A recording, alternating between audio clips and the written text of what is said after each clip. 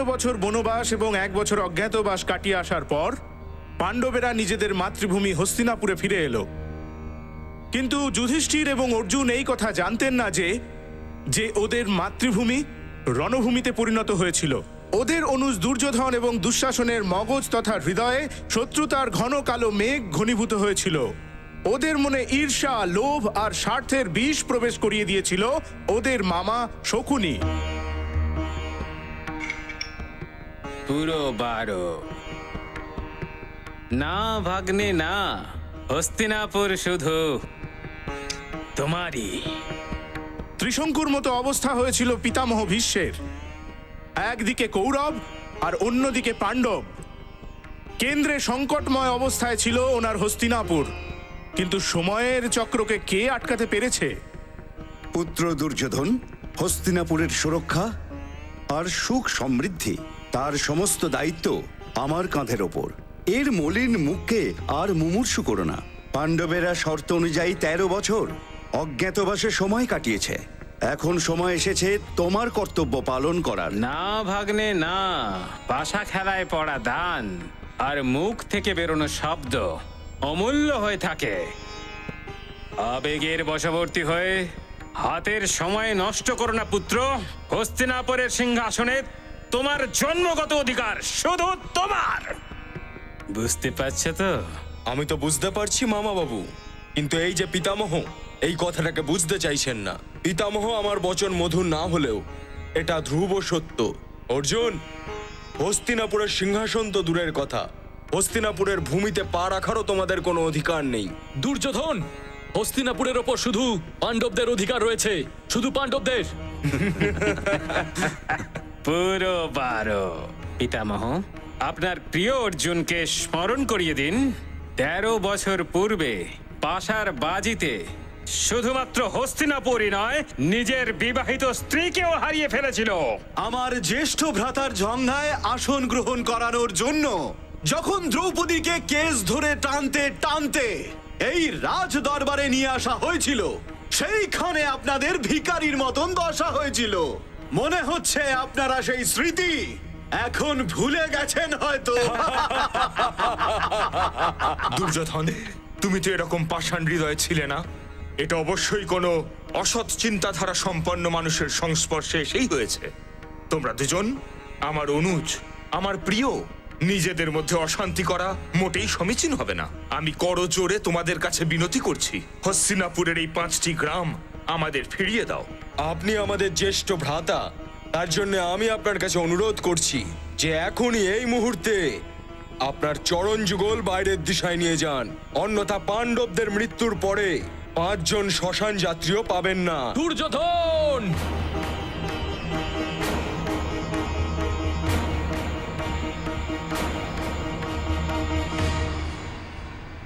অর্জুন তো রেগে গেল বাবা, এবার কি হবে? এখন যুদ্ধ হবে, যুদ্ধ, মহাযুদ্ধ। তুমি তোমার সীমা লঙ্ঘন করে মৃত্যুকে আমন্ত্রণ জানাচ্ছ।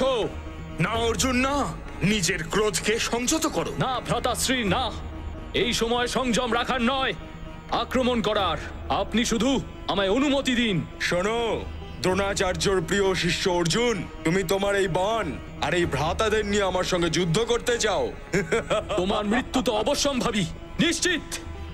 অহংকারে তোমাদের বুদ্ধি বিনষ্ট হয়েছে, বিনাশকালে বুদ্ধি ভ্রষ্ট। যুদ্ধ, যুদ্ধ, যুদ্ধ! তারপর হস্তিনাপুরের মাটিতে কঠোরতার বীজ পোতা হলো আর শত্রুতার ফসল কাটা হলো। অথঃ শ্রী মহাভারত কথা।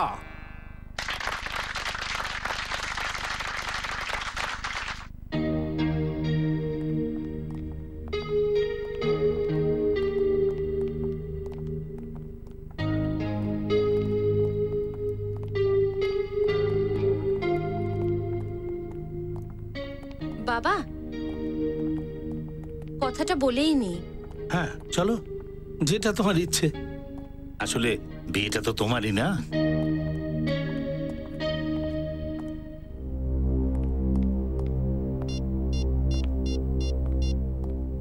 হ্যালো, হ্যাঁ বলুন, আমি মুথু বলছি। সরি, আমি আপনার ফোন ধরতে পারিনি। আমার শো চলছিল। হ্যাঁ হ্যাঁ, আমি নিশ্চয়ই যাব, অবশ্যই যাব। আরে দাদা, আমি আপনার কাছ থেকে 1 লাখ টাকা অ্যাডভান্স নিয়েছি, কেন শোয়ে যাব না? আমরা সময় মতো পৌঁছে যাব, আপনি চিন্তা করবেন না। ব্যাস আপনার কাছে একটাই অনুরোধ, আপনি আমার শিল্পীদের জন্য থাকা খাওয়া আর শোয়ার ব্যবস্থাটা একটু ভালো করে করে দেবেন। ওকে, ঠিক আছে দাদা, নমস্কার নমস্কার, ঠিক আছে। আরে দিবাকর বাবু, নমস্কার। নমস্কার নমস্কার। আপনি আমাকে চেনেন? আরে আপনাকে কে না চেনে, আপনি এখানকার একজন নামি দামি জমিদার। সে তো খুব ভালো কথা। আমি আপনাদের নাটক দেখলাম, খুব ভালো লাগলো। এই প্রথমবার রঙ্গমঞ্চে আমি মহাভারতের এই নাট্যরূপ দেখলাম, খুব ভালো লাগলো।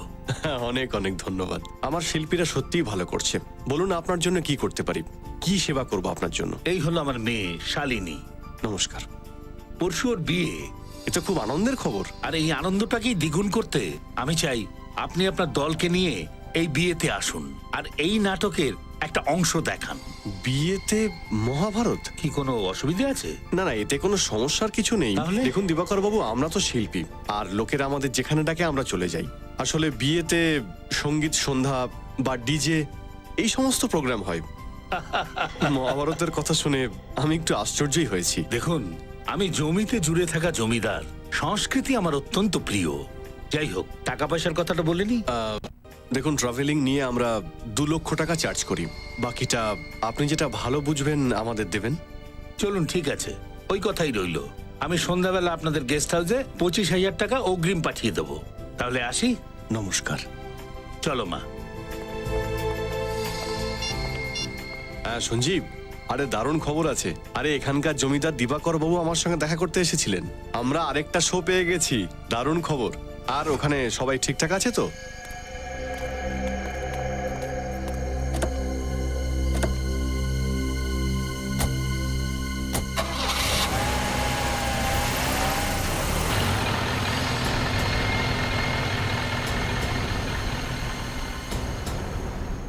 দেখো, আমি তোমাকে আগেও বলেছি আর এখনো বলছি, এইসব কাজ আমার দ্বারা হবে না। আর হ্যাঁ, আজ রাতেই আমি এখান থেকে চলে যাচ্ছি। আমাকে আটকানোর চেষ্টা করো না, না হলে আমি তোমার মুখোশ টেনে খুলে দেব। তাতে যদি আমি শাস্তিও পাই তাও ভালো, আমি মেনে নিতে রাজি, বুঝলে? বুঝে গেলাম। তোমার মতন গুণী অভিনেতাকে তো আমি হারাতে চাইছিলাম না, কিন্তু কি করব, সময়কে কে আটকে রেখেছে। মানেটা কি তোমার? দুর্যোধনকে বধ এমনিতে তো ভীম করেছিল, কিন্তু আফসোস, কিন্তু এই কাজটা আমাকেই করতে হবে। এই শোন, রাস্তাকে ব্যবস্থা কর।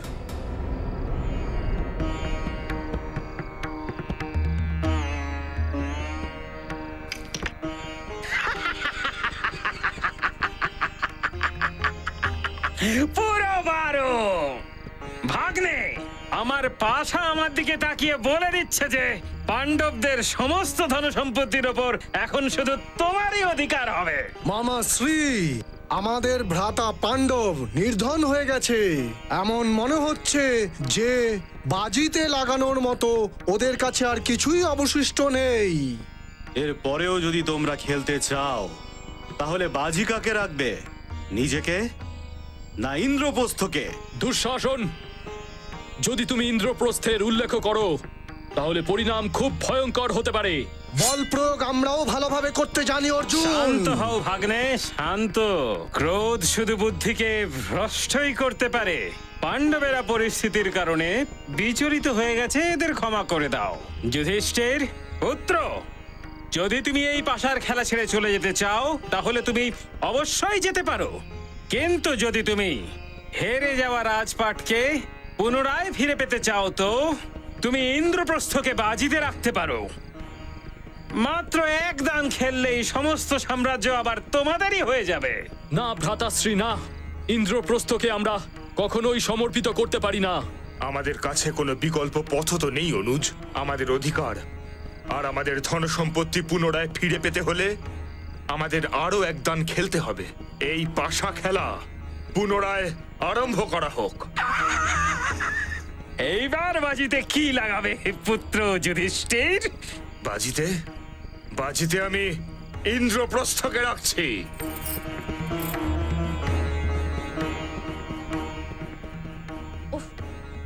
এই গয়নার ওজনগুলো কত বেশি। সমস্ত অনুষ্ঠান শেষ হওয়া অবধি আমি এত ওজন কি করে বইবো? দিদি, বিয়ে হবে তো, আর এগুলো তো সহ্য করতেই হবে। আর এমনিও আজ একটা দিনেরই তো ব্যাপার। যখন তোর বিয়ে হয়ে যাবে না, তখন এই গয়নাগুলো আমায় দিয়ে দিস। আচ্ছা, আমি এইগুলোর ওজন সহ্য করতে পারবো।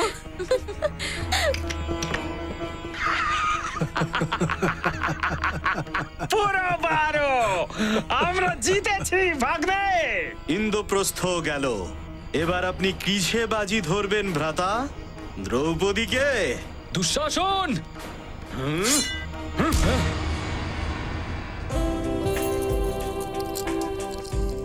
তোর ফোন বাজছে। Hello, caterer? হ্যাঁ, আপনি ওখানে দাঁড়ান, আমি আসছি। দিদি, তুই রুম থেকে বাইরে বেরোবি না, আমি এক্ষুনি আসছি।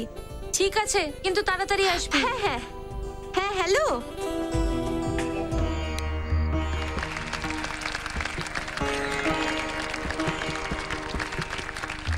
দারুণ ব্যাপার দিবাকর বাবু, আপনি দেখছি ভালোই আয়োজন করেছেন। হ্যাঁ, একদম। পোশাক আশাক, লাইট, সেটিং সবকিছু একদম পারফেক্ট ছিল। মনে হচ্ছে যেন আমরা যেন সত্যি সত্যি হস্তিনাপুরে চলে গেছি। কি অদ্ভুত এই সবকিছু। হ্যাঁ, দেখুন যা যা কম পড়ছে তার একটা লিস্ট আমায় দিন। এরপরে কোনো সমস্যা আমি চাই না। হ্যাঁ, আচ্ছা, মিষ্টি আনতে হবে। আর আরে সেটা তো আমি আনিয়েছিলাম। আচ্ছা আচ্ছা। আমার প্রিয় মেয়ে শালিনীর বিয়ে, সেটাকে তো স্মরণীয় করতে হবে। হ্যাঁ। আমাদের জামাই অমিয় আর তার বাবা মা 2 ঘন্টার মধ্যে এখানে চলে আসবেন। Okay. তা আমি ভাবলাম যে অতিথিদের জন্য একটু অন্যরকম কিছু ব্যবস্থা করা যাক। মুত্তু বাবু, হ্যাঁ। অনেক অনেক ধন্যবাদ। আর আপনাকেও অনেক অনেক ধন্যবাদ। আপনাদের সবাইকে অনুরোধ করছি, আপনাদের জন্য আহারের ব্যবস্থা হয়েছে। কি রে মা, তুই এখানে? আমি তো শালিনী দিদির সাথেই ছিলাম, কিন্তু ক্যাটারার ফোন করেছিল, তাই কথা বলতে আমি বাইরে বেরিয়েছি। তো তখন ও বলছে যে ও আমাকে ফোনই করেনি। এর অর্থ হলো শালিনী। চল চল চল।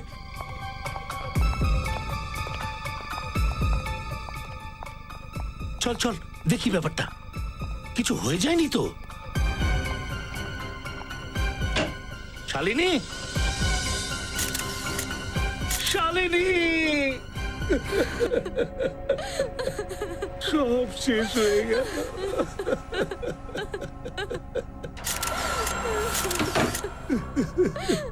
সব শেষ হয়ে গেল।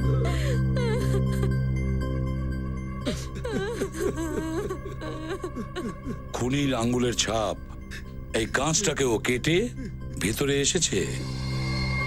একটা গয়নাও ও বাদ দেয়নি। শালিনীর গায়ে যে কটা ছিল আর আলমারিতে যত গয়না ছিল সব কটাই, সমস্ত গয়না লুট করেছে। স্যার, খুনি পুরো প্ল্যানিং করেই এসেছিল। হ্যাঁ শ্রেয়া, সুযোগ বুঝেই ও এসেছিল। যেই ও দেখেছিল যে সবাই বরযাত্রীরা ওই বিয়ের মণ্ডপে ছিল আর এই শালিনী বেচারি একা ছিল, ব্যাস ওর কাজ সেরে নিয়েছে। কিন্তু স্যার, শালিনীর গলায় যে এই দাগটা দেখা যাচ্ছে, এটা কিসের দাগ হতে পারে? এটা তো দেখছি অদ্ভুত ধরনের দাগ।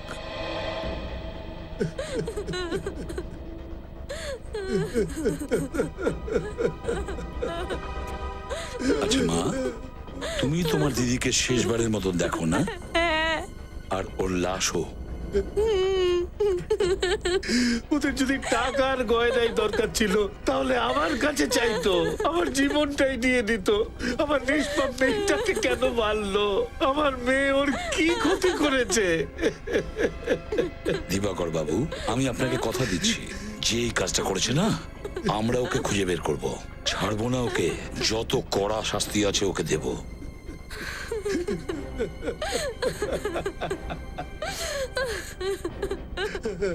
শ্রেয়া, এই ছাপটা তোলো। কিন্তু স্যার, একটা কথা বুঝতে পারছি না। কি? না কোনো হাতাহাতি হয়েছে, নাই বা কোনো হাতিয়ার ব্যবহার করা হয়েছে, তাহলে শালিনীর গলায় এই দাগটা কিসের হতে পারে? এই দাগটা কিভাবে হয়েছে সালুকেই বলতে পারবে, আর সালুকে এটাও বলতে পারবে যে শালিনীর মৃত্যু কিভাবে হয়েছে। এর বিয়ের অনুষ্ঠানের সমস্ত ভিডিও ফুটেজটা দেখতে হবে, বিয়ের পুরো ভিডিও ফুটেজটা। দিবাকর বাবু এত কড়া সিকিউরিটির বন্দোবস্ত করেছিলেন, তাদের সুরক্ষার দায়িত্ব আপনাদের ওপর ছিল, তারপরেও এত গাফিলতি। ওনার মেয়ের খুন হয়ে গেল, লাখ টাকার গয়না চুরি হয়ে গেল, আর আপনারা বলছেন যে বাইরের কোনো লোককে ভেতরে আসতে যেতে দেখেননি? কি করছিলেন কি আপনারা? স্যার আমাদেরকে বিশ্বাস করুন, আমরা তো কড়া নজর রেখেছি। শালিনী ম্যাডামের ঘরে এত গয়না ছিল, আর সেটা কেউ বাইরে নিয়ে যাক আর আমাদের চোখে পড়বে না, সেটা হতেই পারে না। বাইরের লোক নয়, তার মানে এটাই দাঁড়ায় যে এই কাজটা ভেতরের কোনো লোকই করেছে। আপনি কি আমাদের ওপর সন্দেহ করছেন? দেখুন, আমরা যথেষ্ট ধনী এবং ভদ্র পরিবারের লোক। আমাদের কাছে টাকা পয়সার কোনো অভাব নেই। স্যার, আমরা তো শালিনী দেবীকে ঠিকমতো চিনতামই না। আমরা তো এখানে শুধু নাটক করতে এসেছি। হ্যাঁ স্যার, যখন শালিনী দেবীর খুন হলো তখন নাটক চলছিল, আর আমরা সবাই ওখানে ছিলাম। আমাদের এক এক করে এদের প্রত্যেকের তল্লাশি নিতে হবে। নিতেই হবে তল্লাশি। চলো, ছড়ো। প্রত্যেকে এগিয়ে আসুন, আমরা তল্লাশি করব।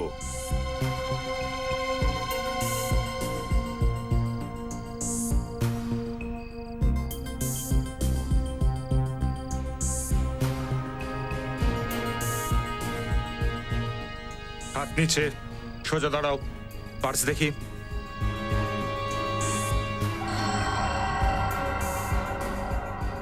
আপনার পার্সটা দেখান।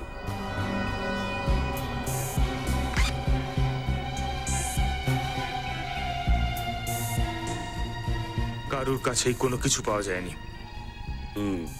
তাহলে গয়নাগুলো গেল কোথায়? শালিনীর খুন কে করলো? পরিস্থিতি খুব খারাপ হয়ে গেছে। সিআইডির লোকেরা এখানে তদন্ত করতে এসেছে। এখন তোমাকে সকাল অবধি অপেক্ষা করতে হবে।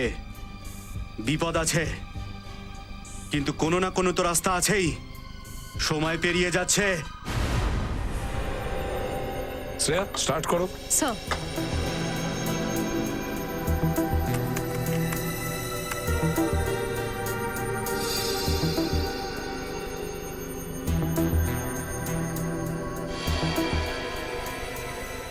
বেশ ধুমধাম করে বিয়ে দিয়েছে দিবাকর তার মেয়ের। গেস্ট তো অনেক এসেছে। কিন্তু স্যার, এত ভিড়ের মধ্যে ওই খুনিকে খুঁজবো কি করে? খুনিকে আমরা নিশ্চয়ই খুঁজে বের করবো বিনীত, নিশ্চয়ই খুঁজে বের করবো ওকে। সে এক মিনিট একটু পজ করো। এই লোকটা পেছনে দাঁড়িয়ে আছে, চুপ করে দাঁড়িয়ে আছে কেন? মনে হচ্ছে কারোর ওপর নজর রাখছে, কিন্তু কার ওপরে? সেই ব্যক্তি কে হতে পারে? কে সেই লোক? এই অভিনেতাটা? স্যার, যখন আমরা অভিনেতাদের জিজ্ঞাসা করছিলাম তখন ও ওখানে ছিল না। মানে ছিল না? না স্যার। শ্রেয়া, একটা কাজ করো, এই দুটো লোকেরই ভিডিও থেকে ফটো বের করো। নিশ্চয়ই এদের দুজনের মধ্যে কোনো না কোনো কানেকশন আছে চুরি আর খুনের মধ্যে। কিন্তু যে এই গয়নাটা চুরি করেছে, গয়নাগুলোকে নিয়ে কোথায় গেছে ও? বিয়ে বাড়িতে এত টাইট সিকিউরিটি ছিল, ও তো নিশ্চয়ই জানতো সিকিউরিটির ব্যাপারে। স্যার, এই কড়া পাহারার জন্য ওই গয়না ও ওখানে কোথাও লুকিয়ে রাখেনি তো, যেখানে এই বিয়েটা হচ্ছিল? এই কথাটা ঠিক স্যার। ও যদি গয়না চুরি করে পালাবার চেষ্টা করতো তাহলে নিশ্চয়ই ধরা পড়তো। কিন্তু স্যার, আমরা তো এই জায়গাটায় তন্ন তন্ন করে খুঁজেছি, গয়না তো কোথাও পাওয়া যায়নি। আর আমাদের কনস্টেবলও তো আছে ওখানে।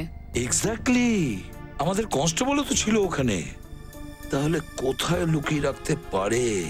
আমার তো মনে হয় না ও বিয়ের মণ্ডপের কোথাও গয়নাগুলো লুকিয়ে রাখবে। আমার তো মনে হয় গয়নাগুলো বাড়ির বাইরে কোথাও মাটির নিচে লুকিয়ে রেখেছে। হ্যাঁ সালুকা, বলো, জানতে পেরেছো কিভাবে মারা গেছে মেয়েটি? দেখুন মুত্তু সাহেব, আমরা এখানে সবাই শখের জন্য কাজ করি না, নিজেদের পেট চালানোর জন্য কাজ করি। যদি আপনি আমাদের টাকা না দেন তাহলে এর পরের শোটা আমরা কেউই করব না। আরে আমার ভাই কেতন, তুই এত রেগে যাচ্ছিস কেন? আর যদি তুই সিরাকপুরে না যাস তাহলে যুধিষ্ঠির ক্যারেক্টারটা কে করবে? আপনি করে নিন না। যুধিষ্ঠির, ভীম, নকুল, সহদেব সবকটা আপনিই করুন। আরে এসব কি বলছিস তুই? দেখুন স্যার, আমরা পেমেন্ট না পেলে কেউই কাজ করব না। আমরা পারছি না স্যার, আমাদের টাকা আপনি দিয়ে দিন। কি তাই তো? হ্যাঁ হ্যাঁ, তোমরা সবাই এটা খুব ভালো করে জানো যে গতকালকেই দিবাকর বাবুর মেয়ে খুন হয়েছে। আর এরকম অবস্থায় ওনার কাছে কি করে টাকা চাইবো আমি? চাইতে পারবেন না মানে? আমরা কি করে জানবো আপনি কিভাবে চাইবেন? দেখুন, আমরা বিনা টাকায় কাজ করতে পারবো না। আমিও করব না। যদি এরকমই চলতে থাকে না স্যার, তাহলে আমি ছেড়ে দেবো। আমিও ছেড়ে দেবো। আমরাও সব ছেড়ে দেব। আমরাও ছেড়ে দেব। অদ্ভুত কথা বলছো তোমরা। এইভাবে তোমরা কি করে দল ভাঙার কথা বলতে পারো, যেখানে তোমরা সবাই 25টা শো করার কথা দিয়েছিলে? 25টা শো! সঞ্জীব, বোঝাও এদের। আপনিও তো এই নাটক শেষ হওয়ার পরে আমাদেরকে পুরো টাকা দেবেন কথা দিয়েছিলেন। কি ঠিক বলেছি তো? জিয়া, কেতন, মুত্তু সাহেবকে কেন এত চাপ দিচ্ছ তোমরা? টাকা চাই তোমাদের তো? হ্যাঁ সিরাতপুরের শোয়ের পরে তোমাদের টাকা পেয়ে যাবে, ততক্ষণ পর্যন্ত টাকা কেউ চাইবে না, বুঝেছো? স্যার দেখুন, আপনি সিনিয়র, আপনি যা বলছেন তাই হবে, কিন্তু স্যার পরের শোয়ের টাকাটা কিন্তু আপনি অবশ্যই দেবেন। ঠিক আছে, এখন যাও আর গিয়ে শুয়ে পড়ো, সকাল সকাল সবাইকে বেরোতে হবে। হ্যাঁ স্যার। চলো যাও।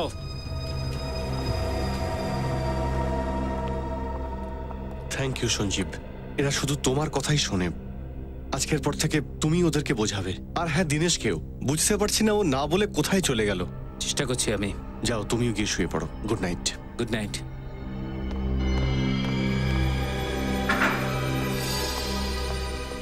রোহন, কোথায় যাচ্ছিস?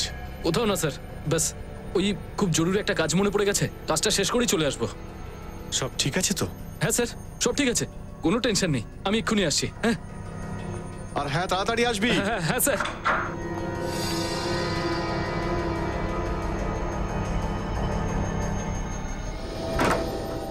হ্যাঁ শালুকে, কি জানতে পেরেছো এই মেয়েটির মৃত্যুর ব্যাপারে?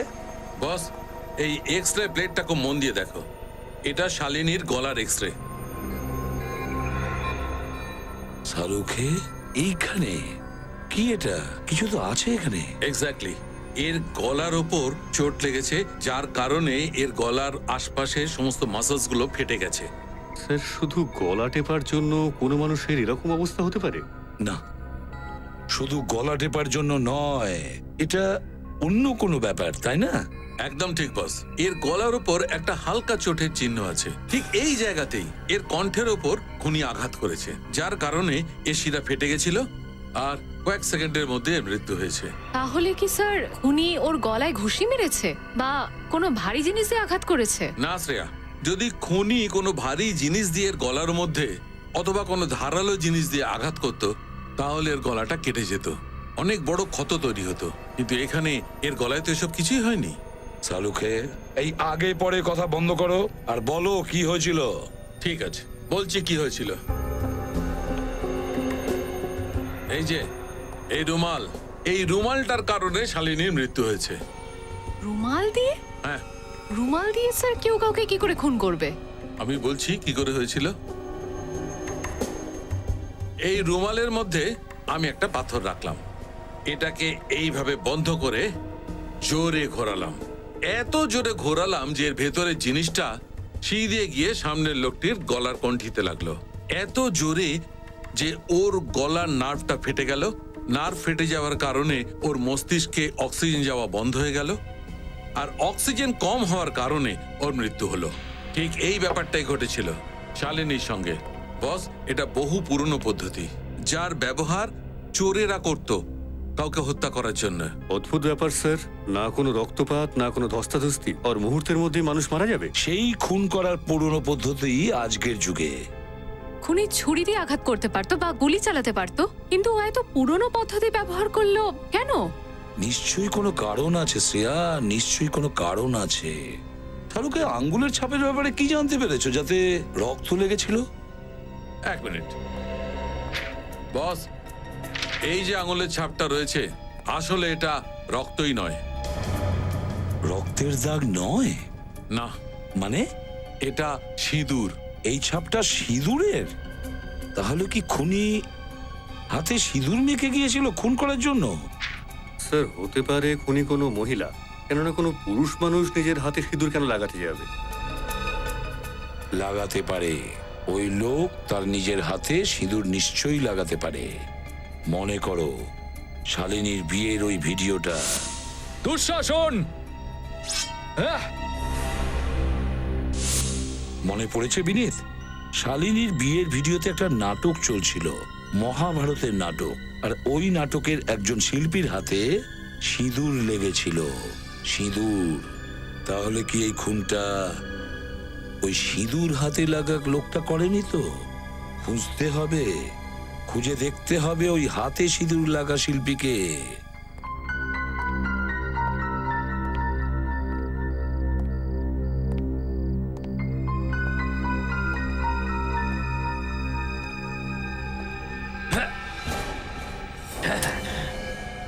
ক্ষমা করবেন কনস্টেবল বাবু, লাগেনি তো?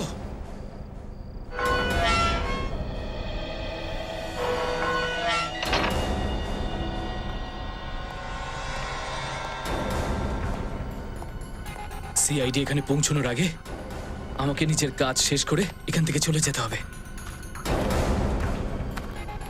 এই যে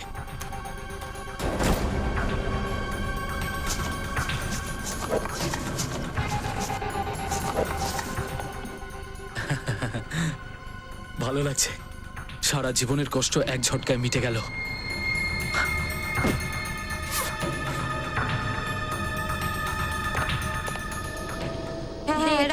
এখানে রাখ সব।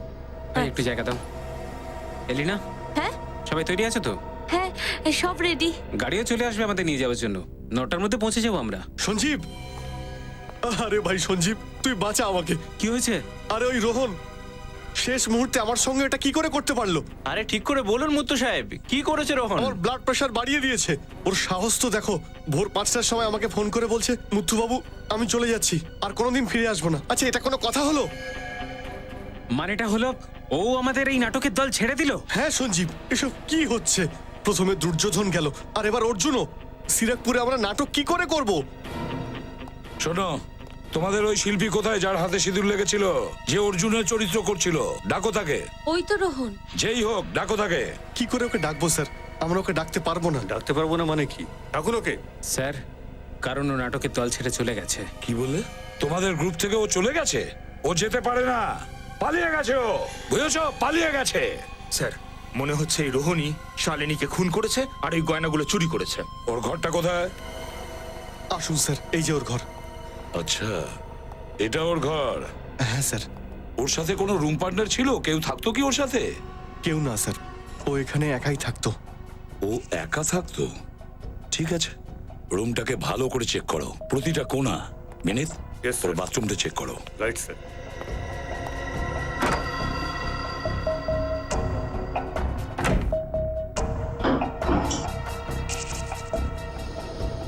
স্যার। হ্যাঁ, কি হচ্ছে মিনিট? এই দেখুন স্যার, মাটি।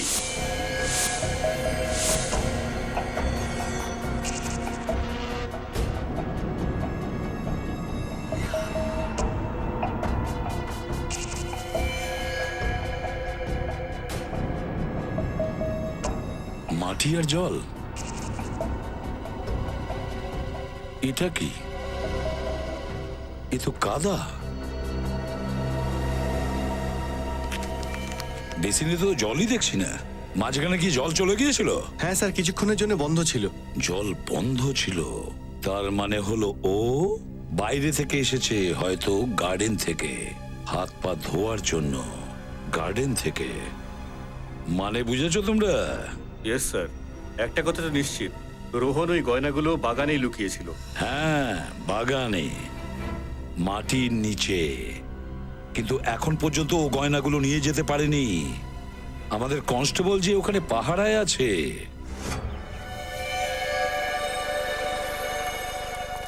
মাই গড, দেখো ও বেঁচে আছে কিনা।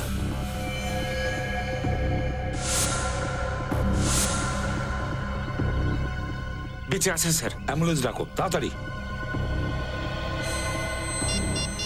যে ভয়টা করছিলাম সেটাই হলো। গার্ডেনের দিকে চলো।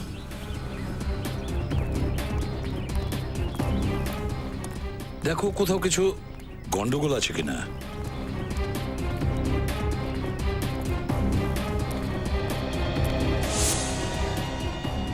জুতোর ছাপ, এটা কি? এখানেও তো। এই দেখো, এই দিক দিয়ে গেছে। ওই দেখো, ওখানে তো মাটি খোঁড়া রয়েছে।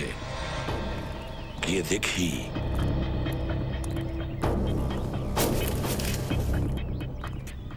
এই দেখো, মাটি খোঁড়া হয়ে গেছে।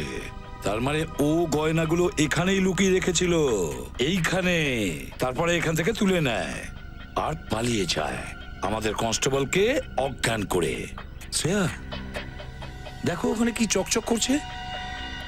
দেখো শ্রেয়া।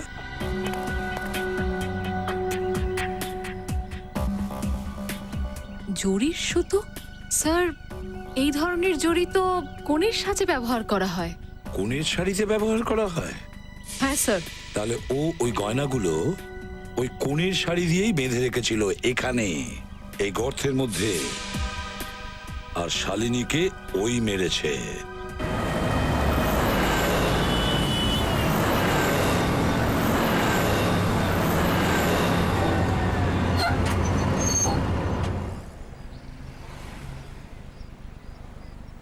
চলো ভাই, পৌঁছে গেছি সিরাকপুরে।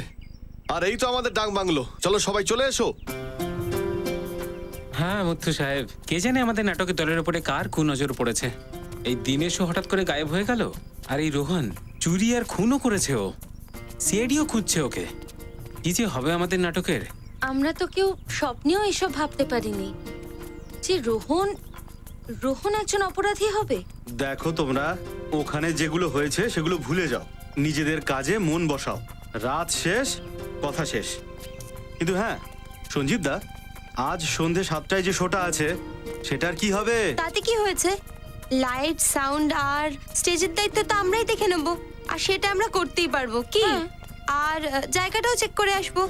কিন্তু হ্যাঁ মুথু স্যার, ম্যানেজার হিসেবে আপনাকেও তো কিছু দায়িত্ব নিতে হবে, তাই না? আচ্ছা মুথু সাহেব, একই অভিনেতা অর্জুন আর শকুনি দুটোই করবে?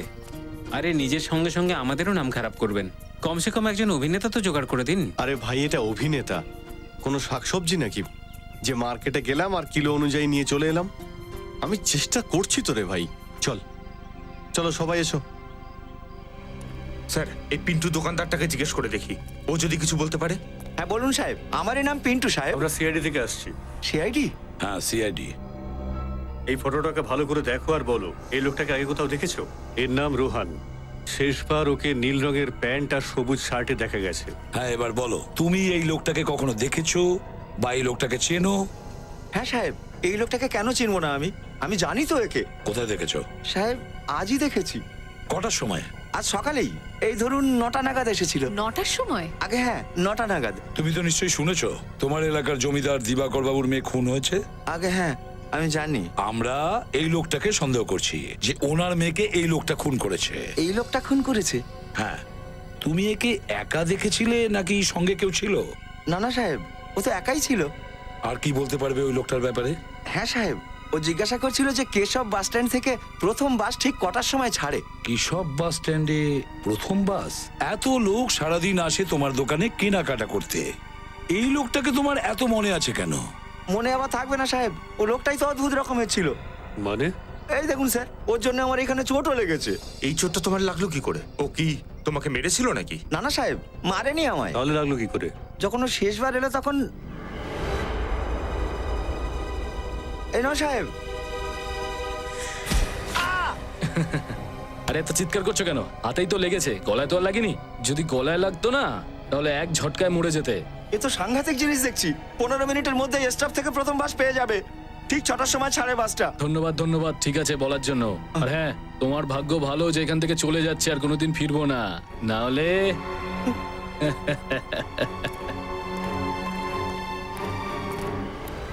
রুমালে পাথর বেঁধে রুমালটা ঘোরাচ্ছিল, এই হলো আমাদের সেই লোক।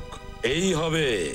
থ্যাংক ইউ স্যার, এই রোহান সমস্ত গয়না ওই কালো ব্যাগটা রেখে পালিয়ে যায়নি তো? সমস্ত গয়না নিয়েই ও পালিয়েছে, কিন্তু শহরের দিকে ওই গয়না বিক্রির জন্য। কলা ভবন নাটক দলের এক শিল্পীকে আমার সন্দেহ হচ্ছে। রোহন নাম ওর, রোহন। ও এখান থেকে কালো ব্যাগে করে গয়না নিয়ে শহরের দিকে আসছে ওই গয়না বিক্রি করার জন্য। দেখো ও যেন পালাতে না পারে। ওর ফটো আমরা পাঠাচ্ছি। গুড। আর অভিজিৎকে বলো এই কলা ভবন নাটক মণ্ডলীর পুরো ইতিহাসটা বের করতে। পুরো ইতিহাস, শুধু রোহনকে নয়, ওই নাটক মণ্ডলীর প্রত্যেকটা শিল্পীকে আমি সন্দেহ করি। Okay? Keshab bus stop, let's go. Sir, ইনি শিবরাম বাবু আর উনি নচিকেতা বাবু। নমস্কার স্যার। এনারা রঙ্গমঞ্চের অনেক পুরনো অভিনেতা। এনারা সারা দেশ জুড়ে অনেক নাটক করেছেন। শিবরাম বাবু আর নচিকেতা বাবু, আপনাদের সাহায্যের প্রয়োজন আমার। যদি সিআইডির কোনো কাজে লাগতে পারি সেটা আমাদের সৌভাগ্যই হবে। পঙ্কজ,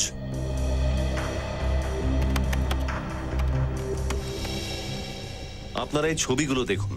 এইগুলোর ব্যাপারে আপনারা কি জানেন?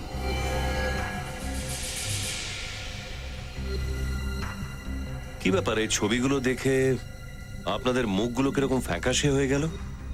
আপনাদের তো দেখে মনে হচ্ছে এই নাটক দলের সম্বন্ধে আপনারা অনেক গোপন কিছু জানেন। বলুন, কি জানেন আপনারা? দেখুন, কলা ভবন রঙ্গমঞ্চের খুব পুরনো দল। এ তো আমরাও জানি শিবরাম বাবু। আপনারা শুধু এটা আমাকে বলুন যে এই দলের ব্যাপারে আপনারা কতটুকু জানেন, যেটা দেখে আপনাদের চেহারার রং বদলে গেল। স্যার, আমাদের নাট্য জগতের একটা ভালো দিন ছিল, তাতে কলা ভবনের নাট্যকাররা গ্রহণ লাগিয়ে দিল। এরা সবাই গ্রহণ লাগিয়ে দিয়েছে? সেটা কিভাবে? এরা সব অভিনেতার আড়ালে বহুরূপী ছিল।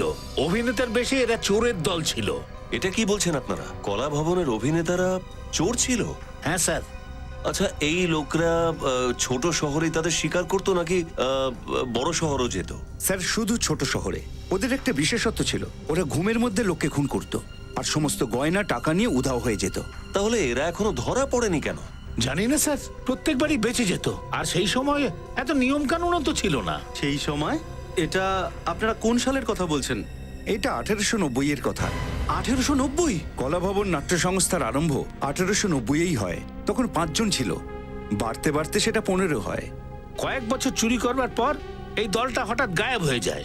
আবার 1955-তে কিছু অভিনেতা একসঙ্গে হয়ে এই নামে আবার দল শুরু করে। কিন্তু এই কলা ভবনের ব্যাপারে এত প্রশ্ন কেন করছেন স্যার? নচিকেতা বাবু, কলা ভবনের অভিনেতারা কলা ভবনের ঘৃণ্য শিল্প আবার দেখাতে শুরু করেছে। আবার শুরু করেছে? আগে হ্যাঁ, কাল একটা বিয়েতে নাটক চলাকালীন ওরা এক কনেকে খুন করেছে আর তার গয়না লুট করেছে। আপনারা একটা কথা বলুন আমাদের, কলা ভবনের ইতিহাসের সম্বন্ধে এত তথ্য আপনারা কোথা থেকে পেলেন? নাট্য সংগ্রহশালায়। ওখানে সমস্ত নামি দামি দলের তথ্য রাখা থাকে। দিবাকর বাবুর মেয়ের খুন আর চুরির পদ্ধতি ওরা সংগ্রহালয় থেকেই পেয়েছে। আমার মনে হচ্ছে স্যার এটা সম্ভব নয়। কেন? কারণ ওটা তো অনেক বছর আগে বন্ধ হয়ে গেছে। স্যার, নাট্য সংগ্রহালয় বন্ধ হওয়ার পরেও এই অপরাধীরা লুটপাট আর খুন করার পদ্ধতির ব্যাপারে এত জানলো কি করে? খোঁজ খবর তো কোথাও না কোথা থেকে বের করেছে নিখিল, কিন্তু মোদ্দা কথাটা হলো 1890 সালে কলা ভবনের অভিনেতারা খুন আর লুটপাট করা শুরু করেছিল। আর তার থেকেই প্রেরণা পেয়ে কলা ভবনের এই নতুন দলের কোনো অভিনেতা শালিনীকে খুন করে দিয়েছে। শুনুন। বলুন দাদা। একটু মাথাটা তুলবেন? আমরা সিআইডি থেকে এসেছি। এই ফটোটা দেখুন। আপনি কি একে দেখেছেন এই বাস স্ট্যান্ডে? মুখ কি করে মনে রাখবো স্যার? এই কাউন্টারে অনেক লোক আসে, কি করে মনে রাখতে পারবো? আচ্ছা, একটা কথা বলুন, এখান থেকে যতগুলো বাস ছাড়া হয় সকাল 9টায়, সেগুলো কি ফিরেছে? দেখে বলছি আমি। স্যার, লং রুটে 4টে বাস বাদ দিয়ে সমস্ত বাস এসে গেছে। ওই যে বাসটা আসছে, এটাও কি সকাল 9টায় ছেড়েছিল? হ্যাঁ স্যার, এটা 9টার সময় ছেড়েছিল, একটা রাউন্ড পুরো করে এক্ষুনি এলো। Thank you.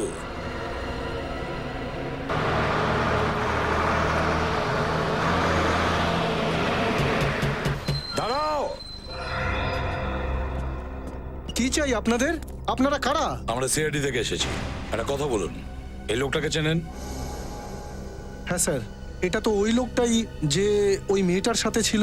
মেয়ে? কোন মেয়ে? তার সম্বন্ধে আমাদের কিছু বলতে পারো তুমি? হ্যাঁ স্যার। স্যার, ও লাল রঙের স্কার্ট পরেছিল, সাদা শার্ট, বড় চশমা পরেছিল, আর স্কার্ফও ছিল, পায়ে ওই লম্বা হিলের স্যান্ডেল পরেছিল, যেমন ওই শহরের মেয়েরা পরে না তেমন স্যার। আর কি বলতে পারবেন?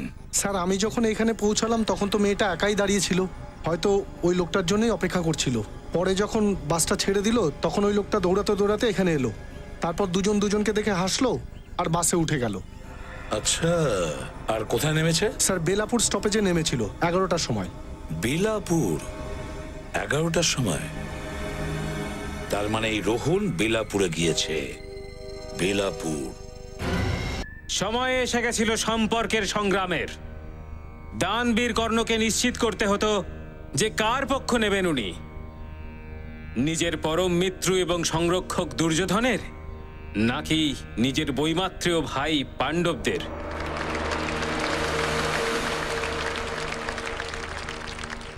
আমার প্রিয় মিত্র কর্ণ, আপনি শুধু আমার মিত্রই নন, আমার ভ্রাতার মতো আপনি।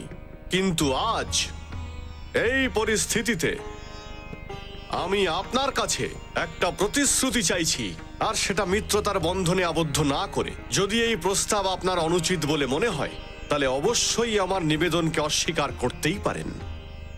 শুধু প্রতিশ্রুতিই নয়, যদি প্রাণও দিতে হয় তাহলেও এই কর্ণ পিছপা হবে না। সখা দুর্যোধন, আমি বুঝতে পারছি তোমার মনোবাসনা কি। আমি সুতপুত্র কর্ণ, আমি প্রতিজ্ঞা করছি যে মহাভারতের যুদ্ধে যতক্ষণ পর্যন্ত আমার শ্বাস প্রশ্বাস চলবে, শত্রুর তলোয়ার আপনার শরীর থেকে এক বিন্দু রক্ত কিছুতেই ঝরাতে পারবে না।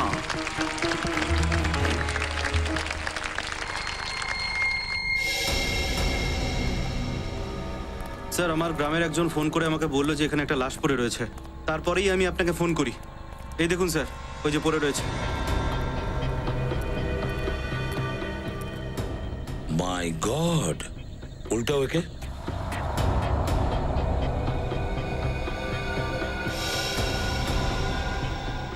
স্যার, এ তো রোহন। ওর ব্যাগটা খোলো।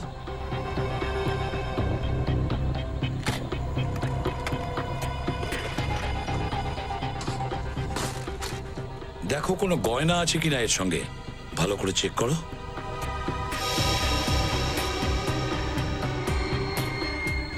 না স্যার, ওর পকেটেও কিছু নেই।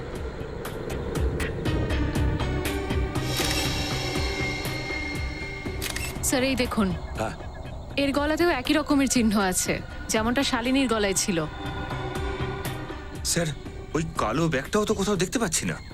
সেটাই তো, না কালো ব্যাগ দেখছি না গয়নাগাটিগুলো দেখতে পাচ্ছি। তার মানে হলো রোহনকে এই গয়নাগাটির কারণেই খুন করা হয়েছে। আর যে এই খুনটা করেছে খুব নৃশংসভাবে খুন করে পলিথিনের ব্যাগে ভরে রাখে। কে এটা করতে পারে? রোহনকে খুন? তাহলে কি ওই লাল স্কার্ট আর সাদা শার্ট পরা মেয়েটি করেনি তো? নিশ্চয়ই ওই মেয়েটা খুন করেছে রোহনকে। কিন্তু মেয়েটা কে? লাল স্কার্ট আর সাদা শার্ট পরা?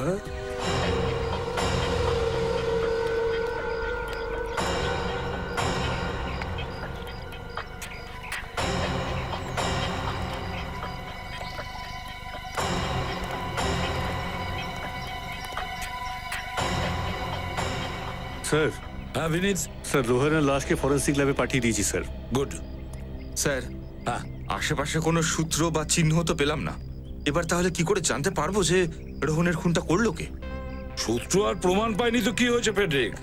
সাক্ষী তো আছে, আর তাদের সংখ্যাও বেড়ে গেছে। কেউ তো একজন দেখেছে রোহন আর ওই মেয়েটিকে।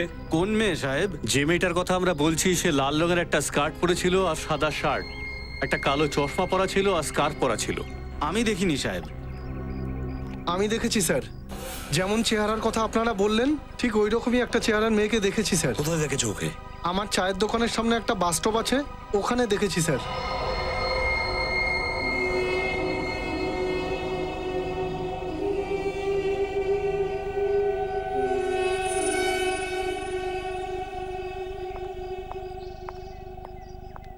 একটা ফোন করতে হবে। লোকাল কলের 5 টাকা আর এসটিডি কলের 10 টাকা, 1 মিনিটের জন্য। ঠিক আছে।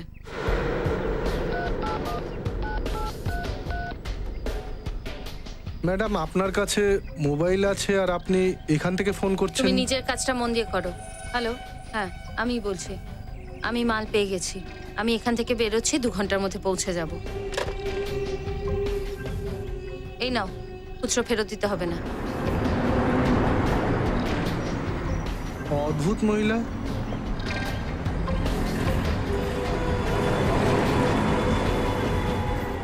দাঁড়াও দাঁড়াও দাঁড়াও দাঁড়াও, উঠুন উঠুন উঠুন, হ্যাঁ তাড়াতাড়ি উঠুন, চলো চলো চলো।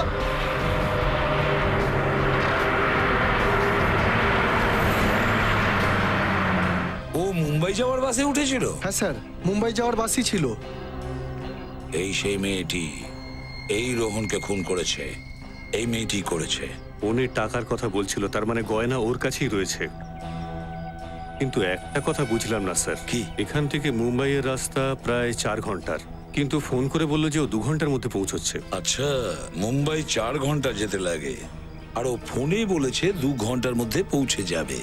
ফেডরিক, খোঁজ নাও এখান থেকে, মানে বেলাপুর থেকে 2 ঘন্টার দূরত্বে কতগুলো শহর আর গ্রাম আছে। তাড়াতাড়ি।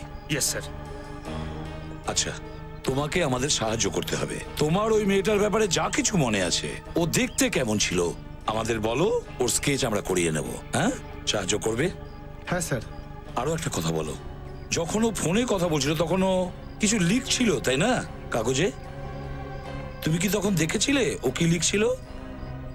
স্যার ও কাগজে একটা ফুল আঁকছিল। ফুল আঁকছিল? ওকে, থ্যাঙ্কস। স্যার, হ্যাঁ। বেলাপুর থেকে 2 ঘন্টা দূরে সিরাকপুর। সিরাকপুর? কি কি কি বললে তুমি? সিরাকপুর? হ্যাঁ স্যার। সিরাকপুর? আরে এটাই তো সেই জায়গা যেখানে নাটক মণ্ডলীর পরের শো আছে, কলা ভবন নাটক মণ্ডলীর। সিরাকপুর। কিন্তু স্যার এই মেয়েটা যদি সিরাকপুরে যাচ্ছিল তাহলে ও মুম্বাইয়ের কেন বাসে উঠলো? সেটাই তো, মেয়েটা খুব গোলমেলে, খুব চালাক। ওকে ধরার জন্য জাল পাততে হবে। কলা ভবন নাটক মণ্ডলীর নাটক Mahabharata. Mahabharata. For more updates, subscribe to our channel, click the show links and enjoy watching the videos.